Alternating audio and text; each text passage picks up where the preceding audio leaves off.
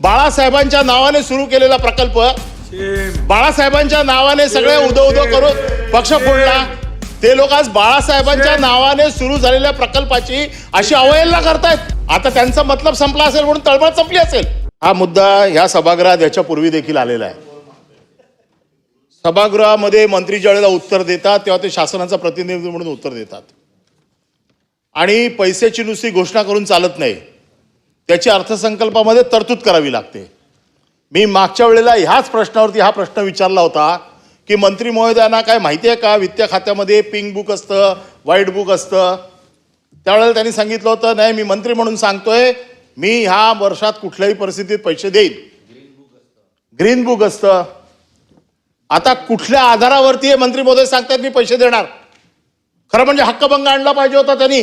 बाळासाहेबांच्या नावाने सुरू केलेला प्रकल्प, बाळासाहेबांच्या नावाने सगळे उदो करून पक्ष फोडला, ते लोक आज बाळासाहेबांच्या नावाने सुरू झालेल्या प्रकल्पाची अशी अवहेलना करतायत। पैसे देऊ शकत नाहीत। मान्य करतात सभापती महोदय सभागृहामध्ये की आम्ही पैसे देत आहेत। आता पुरवणी मागण्यांमध्ये देखील याची व्यवस्था नाहीये। पुरवणी मागण्यांमध्ये देखील कुठल्याही पुस्तकात त्याची व्यवस्था केलेली नाही। पुढच्या बजेटमध्ये येईल की नाही माहित नाहीये। एक साधा प्रकल्प एक आमदार वर्षानुवर्ष त्याच्यासाठी भांडतोय, त्याचा फ्लॅगशिप प्रोजेक्ट आहे, या प्रोजेक्टला बाळासाहेबांचं नाव लागलंय म्हणून आमची तळमळ आहे। आता त्यांचा मतलब संपला असेल म्हणून तळमळ संपली असेल। पण प्रश्न हा आहे की बाळासाहेबांच्या नावाने सुरू झालेला फ्लॅगशिप प्रोजेक्ट त्याच्यासाठी जर सरकार पैसे देऊ शकत नसेल तर मंत्र्यांवरती हक्कभंग आणायचा का? कारण मागच्या वेळेला मंत्र्यांनी सांगितलेलं आहे की मी पुढच्या वेळेच्या अधिवेशनाच्या अगोदर हे पैसे देऊन टाकीन, काढा पाहिजे तर पाठीमागचं प्रोसिडिंग। आणि जर अशा वेळेला फक्त वेळ मारून देण्यासाठी मंत्री सभागृहात येऊन उत्तरं देणार असतील तर त्यांच्यावरती हक्कभंग आणावा लागेल। आणि या बजेटमध्ये जर निधी आला नाही तर नाईलाज असतो आम्हाला हक्कभंग आणावा लागेल। कारण दोनदा या प्रकल्पावरती मंत्र्यांनी उत्तर दिलंय की मी पैसे द्यायची व्यवस्था करतो।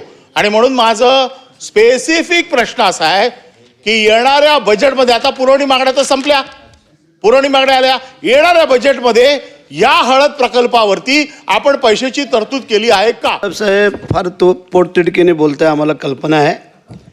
जेवढा आदर तुम्हाला आहे तेवढा आम्हाला पण आहे। आणि हा शेतकऱ्यांच्या कुटुंबाचा आणि आदरणीय बाळासाहेबांचं नाव दिलेलं आहे, त्यासाठी तुमचं म्हणणं बरोबर आहे, आम्ही त्या मताशी सहमत आहोत। परंतु तुम्हाला सांगू इच्छितो की येणाऱ्या ह्या बजेटमध्ये ही तरतूद केली जाईल। जे मागच्या वेळेला जे काय तांत्रिक बाबीची अडचण होती करतोय झाले, मगाशी चर्चा करून आलो आम्ही मुख्यमंत्र्यांशी। एक मिनिट, अगोदर परब साहेब आपणही मंत्री होता, आपल्यालाही सगळी कल्पना आहे। परंतु तुम्हाला सांगू इच्छितो, हा साध्या प्रश्नाचंच उत्तर देतोय, आम्ही फार खोलात नाही जायत।